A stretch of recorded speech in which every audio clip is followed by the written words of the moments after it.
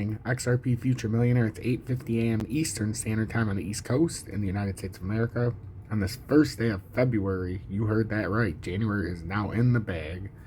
So, what we're looking at, we're going to go over the charts. We're going to go over some stuff from the FUD Assassins, ZB2B, which I would like to start with. And then we're going to go, obviously, we'll do the charts at the end of today.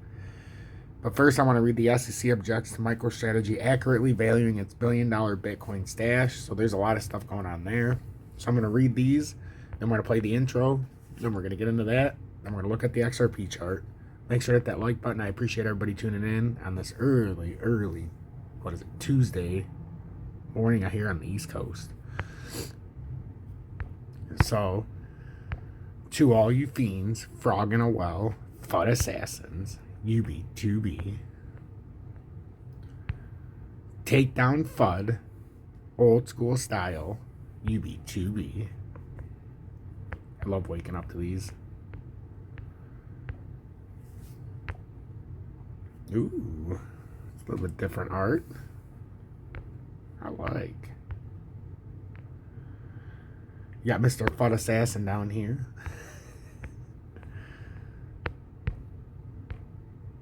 Tail of the Rainbow Vortex, FUD Assassins. I love these.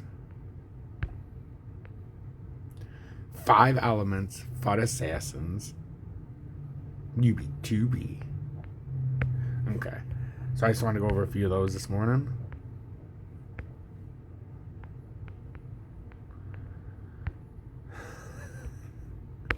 Okay, so let's play the intro. Make sure to hit that like button.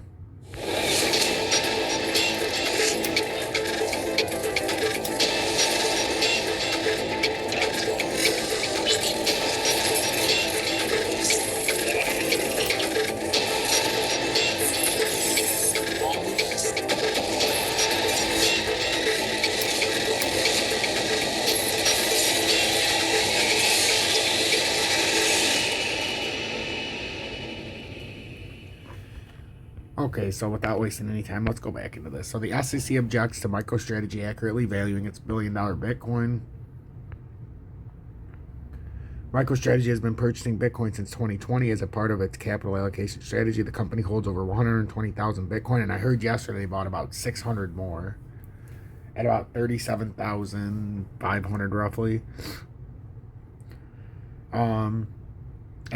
Hold over 120,000 Bitcoin as of the end of December 2021. As a U.S. public company, MicroStrategy is required to report earnings and transactions related to Bitcoin under generally accepted accounting principles, GAAP standard.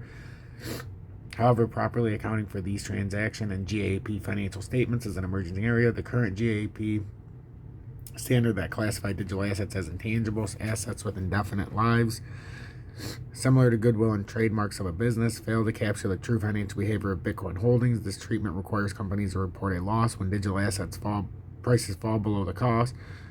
However, it prohibits marking up digital assets to its true value when prices later recover. This discrepancy can negatively impact a company's net income, which could incorrectly translate into lower price per share. To address the shortcomings of GAAP earnings due to Bitcoin impairment losses, MicroStrategy added a non-GAAP financial measures section to Form 10Q quarterly financial report public companies filed with the SEC for the quarter ended September 20th, 2021. However, the SEC objected to this new treatment. The key concepts: the Financial Accounting Standard Board, FASB, is the IRS of the accounting world. The FASB is responsible for creating generally accepted accounting principles, GAAP, as of the date of posting. There are still no cryptocurrency-specific GAAP rules. In the absence of these crypto-specific rules set by the FASB, in 2020, a working group formed by the American Institute of CPAs, AICPA, came up with a digital asset practitioner guide addressing how to classify cryptocurrencies in GAAP financial statements.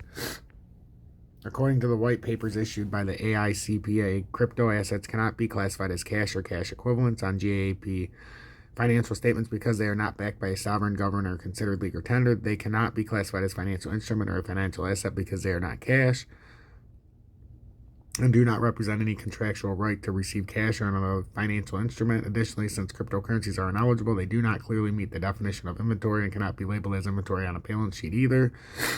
After going through the process of elimination, we are left with only One category to classify cryptocurrencies under intangible assets with indefinite life. This is how MicroStrategy currently classifies Bitcoin in their financial statements. Digital assets, the company accounts for its digital assets as indefinite lived intangible assets in accordance with the current accounting standards codification ASC 350 intangibles, goodwill, and other. The company digital assets are initially recorded at cost. Subsequently, they are measured at cost, net of any impairment losses incurred since acquisition. Practical mismatches in intangible asset treatment. There are a few problems with classifying cryptocurrencies as intangible assets with indefinite life. Practically speaking, this account treatment does not align with the reality. Cryptocurrencies like Bitcoin are liquid and work extremely similar to cash. The purpose of GAAP financial statements is to paint an accurate, unbiased picture of the underlying entity's financial situation. By treating crypto assets as intangible assets, GAAP Financials fails to communicate the high liquidity of crypto assets. Second, once an item is classified as an indefinite life intangible asset, it should be tested for impairment. This means if the value of the crypto asset has gone down at the end of the reporting period, the business gets to write off that amount as an impairment loss, not to be confused with tax losses on the income statement. However, if the value goes back up, which is common due to high volatility, the business does not get to mark up the value of the asset. This overly conservative approach often results in businesses showing poor operating results under GAAP, which negatively affects investor sentiment and stock price. For example, MicroStrategy reported $65,165,000 of impairment losses for 3 months ending September 30th, 2021 because the market value of Bitcoin went below their purchase price. Although this $65 million impairment loss was not a cash outflow from the business, it was the largest operating expense, which contributed to a net loss of $36,136,000. So, with their Bitcoin purchases, they were down $36 million with the 3 months ending in September 20th. Similarly, during the 3 months ending September 30th, 2021, Tesla reported $51 million of impairment loss. Square reported $6 million of Bitcoin impairment loss in the same period. So, see, more ways how they get away with it. We lose money, they're just writing it off as a company fucking loss. And here's 165